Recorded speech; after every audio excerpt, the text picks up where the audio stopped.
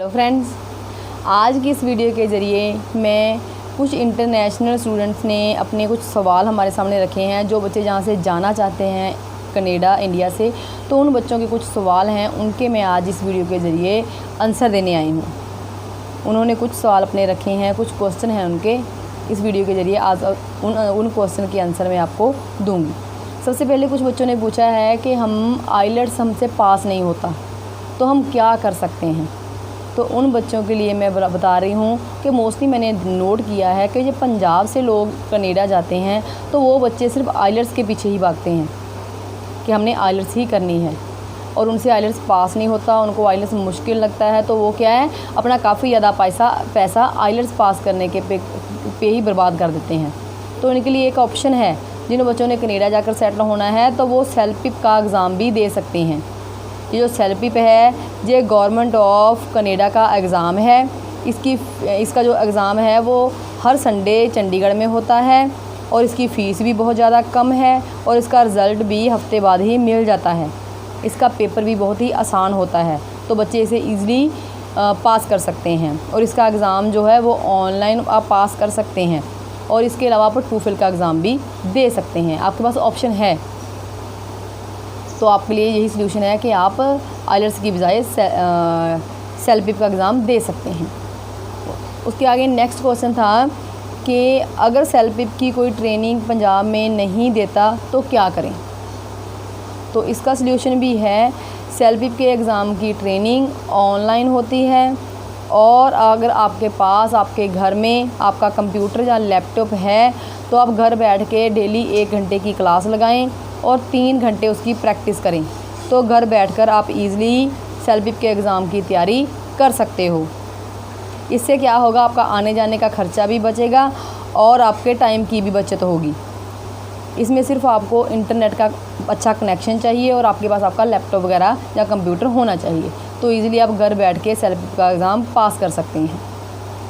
उसके बाद आगे एक बच्चों का क्वेश्चन था कि अगर कोई स्टूडेंट इंग्लिश में वीक है तो वो बच्चा क्या करे। क्योंकि मोस्टली जो पंजाब से बच्चे जा रहे हैं स्टडी बेस पे कनाडा, तो मोस्टली बच्चे गांव से संबंध रखते हैं, तो उनका क्या है, वो बच्चे मोस्टली इंग्लिश में वीक होते हैं, जहाँ काफ़ी बच्चे पंजाबी मीडियम स्कूल में पढ़े होते हैं। तो यहाँ पर उनका सलूशन ये है कि बच्चे क्या करते हैं, +2 पास करने के बाद बेशक उनकी इंग्लिश अच्छी नहीं है, वो सीधे आइलेट्स सेंटर में जाते हैं आइलेट्स करने के लिए। वहाँ पर बच्चों का बेस नहीं बनाया जाता। तो क्या है, बच्चों को इंग्लिश तभी आएगी अगर बच्चे का बेस बना होगा इंग्लिश का। तो वहाँ जब बच्चा आइलेट्स सेंटर में जाता है तो वहाँ पर बच्चों को क्या किया जाता है, एकेडमिक और जनरल आइलेट्स की सेम क्लासेस लगाई जाती हैं। तो वहाँ पर क्या होता है, बच्चा कंफ्यूज हो जाता है और बच्चा वहाँ पर कुछ समझ नहीं पाता जब तक उसका बेस नहीं बना होगा। तो वहाँ पर आपका एक सलूशन ये है कि आप सबसे पहले +2 करने के बाद कोई अच्छा +2 वाला इंग्लिश का टीचर देखें। उस इंग्लिश टीचर के पास जाकर आप अपनी इंग्लिश की ट्यूशन रखें, तो वो आपको टेंसेस वगैरह की नॉलेज देगा टीचर, और उसके बाद आपको प्रॉपर छोटे छोटे सेंटेंस बनाने की प्रॉपर जानकारी मिलेगी। तो इससे क्या होगा, आपका अच्छा बेस बनेगा। जब आपका बेस बन जाएगा उसके बाद ही आप आइलेट्स सेंटर में जाएं, वहाँ जाकर आप अपने आइलेट्स सेल्फ-पिप वगैरह की तैयारी करें, तो आप वहाँ पर अच्छे बैंड ले सकते हैं। तो आपको मैं यही सजेशन दूँगी कि बिना वजह से आइलेट्स सेंटर में जाके अपना पैसा बर्बाद ना करें। पहले अपना इंग्लिश का बेस बनाएं, उसके बाद ही आप आइलेट्स सेंटर में जाकर अपनी आइलेट्स वगैरह का या सेल्फ-पिप वगैरह की तैयारी करें। क्योंकि अगर आप बेस के बिना वहाँ जाओगे तो आपके अच्छे बैंड नहीं आएंगे, तो आपको काफ़ी ज़्यादा मुश्किलों का सामना करना पड़ सकता है। उसके बाद आगे बच्चों का क्वेश्चन था कि अगर हमारे पास सफिशेंट फ़ंड नहीं है तो हम क्या करें। सभी के पास पैसा नहीं होता, तो उनका भी सलूशन है। भारत में क्या है, गवर्नमेंट ऑफ इंडिया की हिदायतों के अनुसार कुछ बैंक इंटरनेशनल स्टूडेंट्स के लिए लोन देने की उनके पास सैंक्शन होती है। जहाँ भी आपके मदर फादर का बैंक खाता है, जिसमें उनकी सैलरी आती है, जहाँ फ़िक्स्ड डिपॉज़िट है, जहाँ लिमिट्स हैं, वहाँ जाकर आप लोन की जानकारी ले सकते हैं। अगर वो बैंक लोन नहीं देता तो वो आपको जानकारी देगा कि कौन सा बैंक ये एजुकेशन लोन देता है। जो हम एजुकेशन के लिए लोन लेते हैं उसे एजुकेशन लोन बोला जाता है। अगर फिर भी आप सेटिस्फाई नहीं हैं, आपको प्रॉपर जानकारी नहीं मिली, तो सिंपल आपने यूट्यूब पे जाना है, और यूट्यूब पे जाके आप टाइप करें international student loan in India, तो वहाँ जाओगे तो आपको बहुत से बैंक मिल जाएंगे, जहाँ पर बैंक उन बैंकों ने जो लोन देते हैं उन बैंकों ने अपनी वीडियो यूट्यूब पे डाली हुई है। तो वहाँ जाकर भी आप इजीली जानकारी हासिल कर सकते हैं। तो लेकिन आपको ये बता दूँ, जब आप लोन लोगे तो वहाँ आपने पूरी यकीनी बनाना है कि इसमें एक प्रोविज़न होता है कि लोन की किस्तें जो हैं वो संबंधित कोर्स के ख़त्म होने के 2 साल बाद स्टार्ट होनी चाहिए। इससे क्या होगा, आपके ऊपर ज़्यादा वित्तीय बोझ नहीं पड़ेगा और लोन की जो किस्तें हैं उसका कम से कम टाइम जो है वो आप 10 साल का ले लें, ताकि आपको किसी तरह की मानसिक परेशानी ना हो।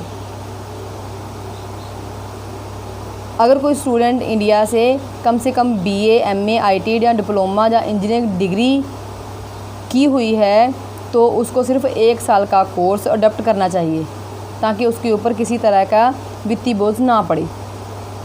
और अगर आप पब्लिक कॉलेज में पढ़ते हो तो आप इजीली कनाडा में जल्दी पक्के हो जाओगे। उसके बाद नेक्स्ट क्वेश्चन था कि वो कौन से स्टूडेंट हैं जिनको कनाडा स्टडी परमिट की बजाय वर्क परमिट पे आना चाहिए। तो जहाँ आपको बता दूँ कि स्टडी परमिट पे आओगे तो वहाँ जहाँ आकर आपको पढ़ना पड़ेगा कनाडा में, और अगर आप वर्क परमिट जा रहे हो तो वहाँ पर काम करना पड़ेगा। तो जो बच्चे इंग्लिश में कमज़ोर हैं, इंग्लिश नहीं आती उनको, तो उनको स्टडी वीज़े की बजाय वर्क परमिट पे आना चाहिए। और जो बच्चे कंप्यूटर या इंटरनेट की बिल्कुल नॉलेज नहीं रखते वो भी वर्क परमिट पे आएँ तो उनके लिए अच्छा रहेगा। और जिन बच्चों को पढ़ने की आदत नहीं है, क्योंकि अगर आप स्टडी वीज़े पे आ रहे हो तो आपको पढ़ना पड़ेगा, अगर आपको पढ़ने की आदत नहीं है तो आप स्टडी वीज़े पे ना आएँ, आप वर्क परमिट पे आएँ। और वो बच्चे ही प्लीज़ कनाडा के लिए अप्लाई करें जो मेहनती हैं, बेशक उन्हें पढ़ना पड़े या फिर वो स्टडी वीज़े पे आएँ या फिर वो वर्क परमिट पे आएँ, लेकिन वही बच्चे कनाडा के लिए अप्लाई करें जो मेहनती हैं और कनाडा में आकर मेहनत करेंगे। क्योंकि कनाडा में जाकर आप वहाँ पर घूमने नहीं जा रहे, आप वहाँ पर मेहनत करोगे। तो आपको पता है कि वहाँ जाकर आपका खाना भी खुद बनाकर खाना पड़ेगा, अपने कपड़े धोने पड़ेंगे, घर की सफाई करनी पड़ेगी। तो अगर जो बच्चा ये सारे काम घर के कर सकता है और बाहर जाकर भी उसे जॉब करनी पड़ेगी, तो ये सो सारे अगर कोई स्टूडेंट काम कर सकता है वही बच्चा स्टडी वीज़ा या फिर वर्क परमिट के लिए अप्लाई करके कनाडा आ सकता है। तो मेहनती होना ज़रूरी है। अगर आप मेहनत से कनाडा जाओगे तो डेफ़िनेटली बहुत कम समय में आप वहाँ जाकर सेटल हो जाओगे। तो ये सारे छोटे छोटे सवाल थे जो बच्चों ने हमसे किए थे, उनका आंसर हमने दिया है। अगर आप और ज़्यादा सवाल हमसे पूछना चाहते हैं, किसी तरह की आपकी कोई परेशानी है उसके बारे में आप हमसे बात करना चाहते हैं या कनाडा के रिगार्डिंग हमसे कोई जानकारी लेना चाहते हैं, तो आप हमारे पीछे दिए नंबर 9815101148 पे कॉन्टैक्ट करके बात कर सकते हैं। और नीचे वाला नंबर जो है वो कनाडा का है, उस पर व्हाट्सएप चल रहा है, उसके ऊपर भी आप अपना फ़ोन नंबर और नाम लिख के छोड़ सकते हैं और टाइम के अकॉर्डिंगली आपको वापस कॉल करके आपके सारे सवालों के जवाब दिए जाएंगे। और ज़्यादा अपडेशन लेने के लिए चैनल को सब्सक्राइब जरूर करें और वीडियो को लाइक और शेयर करें। Thank you.